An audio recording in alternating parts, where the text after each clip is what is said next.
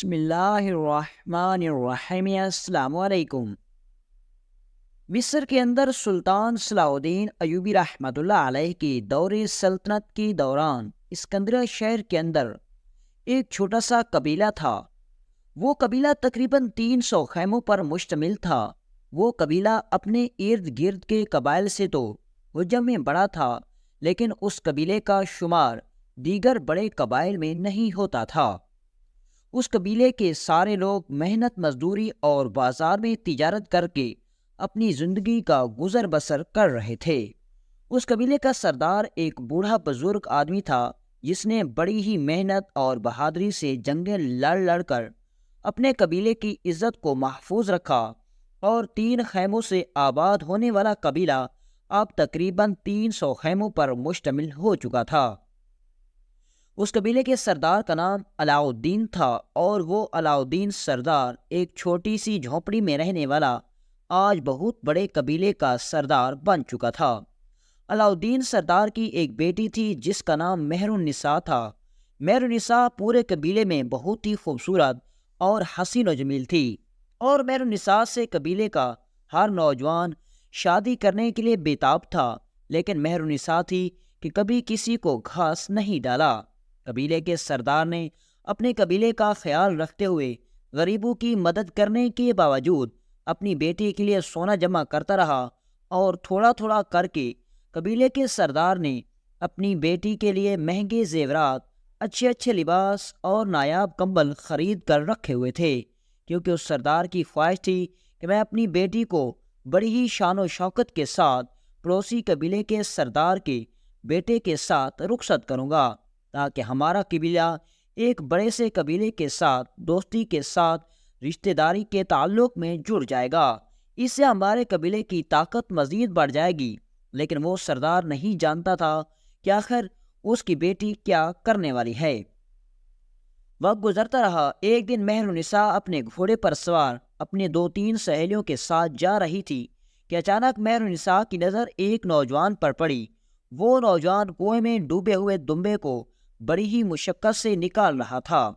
مہر النساء نہیں جانتی تھی کہ وہ نوجوان اپنے گاؤں کا سب سے عیاش اور برا انسان ہے، اور مہر النساء یہ بھی نہیں جانتی تھی کہ وہ عیاش نوجوان مہر النساء کے حسن کا بہت بڑا عاشق تھا، اور وہ یہ سب انسانیت کی خاطر نہیں کر رہا تھا، بلکہ وہ مہر النساء کو اپنی طرف کشش کرنے کے لیے کر رہا تھا، اور مہر النساء اس کے جال میں پھنس گئی۔ مہر النساء نے اس کو جب یہ کام کرتے ہوئے دیکھا تو اس کو بڑی خوشی ہوئی، اور خود جا کر اس نوجوان کے ساتھ دوستی کرنے کے لیے پیشکش کر دی۔ وہ نوجوان تو اس لمحے کے لیے تڑپ رہا تھا، اب ان کی دوستی محبت میں بدل گئی۔ مہر النساء اتنے بڑے قبیلے کے سردار کی بیٹی تھی، اور وہ نوجوان اپنے گاؤں کا نکما اور بے روزگار انسان تھا۔ مہر النساء چھپ چھپ کر اس کو ملتی، حتیٰ کہ وہ ایک دوسرے کو خط بھی لکھ کر دیتے، لیکن اس نے اپنی محبت کا اپنے باپ اور نہ ہی اپنی ماں کو نہیں بتایا، کیونکہ وہ جانتے تھے کہ ان دونوں کی شادی ہونا ناممکن ہے، کیونکہ ایک سردار کی بیٹی کبھی ایک عام آدمی کے ساتھ نکاح نہیں کر سکتی۔ اور یہ دیکھتے ہوئے مہر النساء نے اپنی زندگی کا فیصلہ کرنے کا خود سوچا، اور یہ سب وہ عیاش نوجوان بھی چاہتا تھا۔ جب مہر النساء کی سہیلی کو اس عیاش نوجوان اور اپنی سہیلی یعنی کہ سردار کی بیٹی کے منصوبے کے بارے میں پتہ چلا، تو اس نے جا کر سیدھا سردار کو بتا دیا۔ جب سردار کو پتہ چلا کہ اس کی بیٹی مہر النساء گاؤں کے عیاش نوجوان کے ساتھ ملاقاتیں کر رہی ہے، اور وہ ایک دوسرے کو چٹھیاں بھی لکھ رہے ہیں، تو وہ غصے میں آ گیا، اور بغیر کسی کو پتہ لگے اپنی بیٹی مہر النساء کو خیمے کے اندر بند کر دیا، اور اس کو حکم دیا کہ تم نے خیمے کے باہر قدم بھی نہیں رکھنا۔ لیکن عورت ذات تھی، اس کے دماغ میں فطور آ چکا تھا، لہٰذا اس نوجوان نے مہر النساء کو خط لکھا کہ تم کب تک خیمے کے اندر قید ہو کر رہو گی، لہٰذا اگر تم کہو تو ہم کہیں بھاگ چلتے ہیں جہاں تمہارا باپ بھی ہمیں تلاش نہ کر سکے۔ یہ سب دیکھ کر مہر النساء نے بھی یہی سوچا کہ میں یہاں سے بھاگ جاتی ہوں اور جا کر اپنی محبت کے ساتھ نکاح کر لوں گی۔ اس نے بھی جوابی چٹھی میں لکھ دیا کہ تم فلاں دن فلاں جھاڑیوں کے قریب آ جانا، میں آ جاؤں گی اور ہم وہاں سے بھاگ جائیں گے۔ اب مہر النساء کو پتہ چل چکا تھا کہ پہلے بھی اس کی سہیلیوں نے اس کے باپ کو سب کچھ بتا دیا، لہٰذا اس بار مہر النساء نے کسی کو سیدھی بات نہیں بتائی، حتیٰ کہ اپنی قریبی سہیلیوں کو بھی یہ بات نہیں بتائی کہ وہ اس نوجوان عیاش کے ساتھ چند دنوں کے بعد بھاگ جائے گی۔ مہر النساء نہیں جانتی تھی کہ اس کے بھاگنے کے بعد قبیلے والے اس کے باپ سے سرداری بھی لے لیتے، حتیٰ کہ اس وجہ سے قبیلے کے سردار کو اپنے ہی قبیلے سے لوگ بے دخل کر دیتے۔ لیکن مہر النساء نے یہ سب کچھ نہیں سوچا اور بھاگنے کی تیاریاں کرنے لگی۔ جب اس نوجوان نے دیکھ لیا کہ اب مہر النساء بھاگنے کے لیے تیاریاں کر رہی ہے تو اس نے خط میں مزید لکھا کہ تم اپنے خیمے سے بھاگتے ہوئے اپنے لیے بنائے گئے زیور، قیمتی لباس بھی لیتی آنا، تاکہ شادی کے وقت ہمیں کسی چیز کی کمی محسوس نہ ہو۔ تم تو جانتی ہو کہ میں غریب گھر کا بیٹا ہوں۔ یہ سن کر مہر النساء نے اپنی ماں کو اپنے ہی باتوں سے بے وقوف بنا کر سارے زیور، ہتھیار سونا اور زیورات ایک صندوق میں ڈالے اور آدھی رات کو نکل پڑی۔ جاتے ہوئے مہر النساء سوچ رہی تھی کہ میرے باپ نے ساری زندگی میرے لیے بہت محنت کی، میرے لیے بہت قربانیاں دی، حتیٰ کہ میری ایک ایک خواہش کے لیے میرا باپ رات کو جنگلوں میں پھرتا تھا۔ لیکن مہر النساء اپنی اس جھوٹی محبت کے پیچھے اپنے باپ کی ساری قربانیوں کو بھلا کر جا رہی تھی۔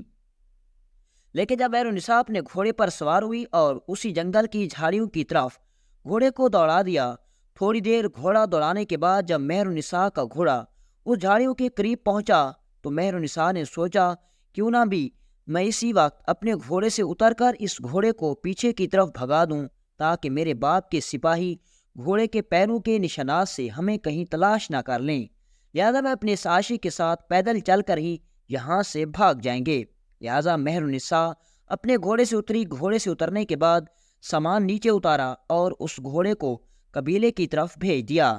اب مہر النساء آہستہ آہستہ چلتی چلتی جب وہ جھاڑیوں کے قریب پہنچی تو اس کے کانوں میں جھاڑیوں کے پیچھے 2-3 نوجوان کی بات کرتے ہوئے آواز سنائی دی۔ مہر النساء حیران و پریشان تھی کہ میں نے تو صرف اپنے دوست کو یہاں کہا تھا، آخر اس جھاڑیوں کے پیچھے 2-3 نوجوان کیا کر رہے ہیں؟ کیا کسی نے میرے عاشق کو دیکھ تو نہیں لیا؟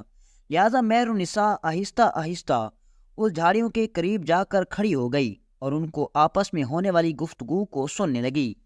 یہ اصل میں وہی اس کا عاشق تھا اور باقی اس کے دوست تھے، اور اس کے دوست اپنے دوست سے کہہ رہے تھے کہ جو کہ مہر النساء کو بگا کر لے جانے والا تھا، وہ اس کو کہہ رہے تھے کہ تم سردار کی بیٹی کو جال میں پھنسانے کے لیے ہم نے تمہاری بہت مدد کی، لہذا جب تمہارے پاس وہ لڑکی آ جائے تو ہمیں بھی بھول نہ جانا۔ ویسے بھی تم نے کون سا اس کے ساتھ ساری زندگی گزارنی ہے؟ اس کے پاس موجود زیورات، قیمتی لباس اور سونا چھین کر اس کی عزت کو لوٹ کر تم نے بھی تو بھاگ جانا ہے۔ کیوں نہ ہم بھی اس کے نفیس جسم سے لطف اٹھا لیں۔ جب یہ بات مہر النساء نے سنی تو وہ غصے سے پاگل ہو گئی اور اس کا دل کر رہا تھا کہ ابھی وہ اپنے اس تھیلے میں چھپا ہوا خنجر نکالے جو اس نے اپنی حفاظت کے لیے رکھا تھا اور ان سب کی گردنیں کاٹ دے اور اپنے اس عاشق کے جسم کے ایک ایک ٹکڑا کر دے۔ لیکن مہر النساء نے عقل مندی کا کام کیا، کیونکہ اس کی رگوں میں ایک سردار کا خون دوڑ رہا تھا۔ وہاں سے پیچھے آہستہ آہستہ چل پڑی اور جب اپنے گھوڑے والی جگہ پر پہنچی تو گھوڑا وہاں سے نہیں گیا ہوا تھا، وہ اپنی مالکن کی انتظار میں کھڑا تھا۔ گھوڑے کو یقین تھا کہ مہر النساء ضرور واپس آئے گی، لہذا گھوڑا وہاں سے نہیں گیا تھا۔ مہر النساء بڑی خوش ہوئی اور اسی وقت اپنے گھوڑے پر سوار ہو کر اپنے قبیلے پہنچ گئی اور وہاں سے بیٹھ کر اس نے اسی وقت ایک چٹھی لکھی اور اپنے آپ کو ایک سپاہی کو کہا، یہ چٹھی جا کر جھاڑیوں کے پیچھے 2-3 نوجوان کھڑے ہوں گے، اسی کو دے دینا۔ یہ بات کوئی نہیں جانتا تھا کہ آخر مہر النساء نے اس چٹھی میں کیا لکھا۔ سپاہی اس جگہ پہنچ گیا تو دیکھا کہ وہ 3 نوجوان مہر النساء کے انتظار میں کھڑے تھے۔ جب انہوں نے سپاہی کو دیکھا تو انہوں نے اپنے اپنے خنجر نکال لیے، تو سپاہی نے کہا، تمہیں خنجر نکالنے کی ضرورت نہیں، مجھے مہر النساء نے بھیجا ہے، کیونکہ وہ سپاہی بھی مہر النساء کا وفادار تھا اور اس نے ایک چٹھی بھیجی۔ وہ نوجوان حیران و پریشان ہو گیا کہ مہر النساء نے تو خود جانا تھا، کیا اس نے مجھے دھوکہ تو نہیں دیا؟ اس کو مہر النساء سے محبت نہیں تھی، بلکہ مہر النساء کے جسم اور جو وہ دولت ساتھ میں لانے والی تھی اس سے محبت تھی۔ تو اتنے میں سپاہی نے ایک چٹھی نکالی اور کہا کہ یہ چٹھی مہرنسا نے بھیجی ہے، کیونکہ مہرنسا خود تو نہیں آ سکتی، کیونکہ اس کے باپ کو پتہ چل چکا تھا کہ مہرنسا بھاگنے والی ہے۔ لہٰذا اس نے مہرنسا کو خیمے میں بند کر دیا اور خیمے کے ارد گرد بہت زیادہ سپاہی کھڑے کر دیے۔ وہ سپاہی اسی وقت وہاں سے چلا گیا۔ جب مہرنسا کے عاشق نے چٹھی کھولی تو اس میں لکھا تھا کہ جنگل کے درمیان میں ایک بڑا سا درخت ہے، اس درخت کے ساتھ میں تم نے مٹی ہٹانی ہے۔ تھوڑی سی مٹی ہٹانے کے بعد ایک سرنگ کھلے گی، یعنی کہ ایک لکڑی کا دروازہ ہوگا۔ لکڑی کا دروازہ کھولنے کے بعد ایک سرنگ کھلے گی اور تم اس سرنگ کے نیچے اتر جانا، کیونکہ میں خود تو نہیں آ سکی، لیکن میرے باپ کا چھپا ہوا خزانہ اسی سرنگ کے اندر موجود ہے۔ لیکن وہ نوجوان بھی نہیں جانتا تھا کہ وہ سانپ کے بل میں گھس رہا ہے۔ جب یہ چٹھی اس نے پڑھی تو وہ خوش ہو گیا کہ اگر لڑکی ہاتھ نہیں آئی تو چلے، میرے ہاتھ خزانہ تو لگ گیا۔ اس نے اپنے دوستوں کو اسی وقت اپنے ساتھ لیا اور اسی درخت کے نیچے پہنچ گیا۔ اس نے تھوڑی سی کھدائی کی تو اس کے نیچے سے ایک لکڑی کا بنا ہوا دروازہ تھا۔ انہوں نے لکڑی کا دروازہ کھولا اور وہ چاروں نوجوان اس سرنگ کے اندر داخل ہو گئے۔ وہ جیسے ہی سرنگ کے اندر داخل ہوئے تو اوپر سے دروازہ بند ہو گیا، کیونکہ مہرنسا نے سپاہی کو سمجھا دیا تھا کہ جب وہ سرنگ کے اندر داخل ہوں تو تم نے اس سرنگ کا دروازہ بند کر دینا ہے۔ جب وہ مشعل جلا کر اس سرنگ کے اندر داخل ہو گئے تو انہوں نے دیکھا کہ وہاں تو بہت سارا سونا پڑا ہوا تھا۔ وہ بڑے خوش ہو گئے اور انہوں نے جتنا سونا اٹھا سکتے تھے اس کو اٹھایا، اور جب واپسی کے دروازے پر پہنچے تو آگے سے دروازہ بند تھا۔ انہوں نے بڑی کوشش کی لیکن دروازہ نہیں کھل پایا۔ وہ زور لگاتے رہے، چیختے رہے، چلاتے رہے۔ اب ان کا دم گھٹ رہا تھا لیکن کسی نے دروازہ نہیں کھولا۔ اتنے میں صبح ہو گئی اور جب انہوں نے دروازہ کھولا تو اب سرنگ کا دروازہ کھل چکا تھا، لیکن وہ نہیں جانتے تھے کہ باہر والا منظر ان کے لیے موت بن کر گزرے گا۔ جیسے ہی دروازہ کھلا وہ تینوں نوجوان باہر نکلے تو دیکھتے ہیں کہ وہ سردار مہرنسا اور اس کے سارے سپاہی وہاں موجود تھے۔ باہر نکلتے ہی اس سردار کے سپاہیوں نے اسے پکڑ لیا اور اپنے گھوڑوں کے پیچھے باندھ کر پورے قبیلے میں گھسیٹنے لگے، اور اس وقت تک اس کو گھسیٹتے رہے جب تک ان تینوں کی روح قبض نہیں ہو گئی۔ اور اسی طرح اس قبیلے کے سردار نے اور مہرنسا نے یہ ثابت کر دیا کہ جو بھی بے وفائی یا دغا بازی کرے گا اس کا انجام یہی ہوگا۔ اور اسی طرح مہرنسا نے اپنی بڑی ہی عقل مندی کے ساتھ اپنے باپ کی دولت کو بھی بچا لیا، اپنی زندگی کو بھی برباد ہونے سے بچا لیا، اور اس نوجوان کو اپنے انجام تک پہنچا دیا۔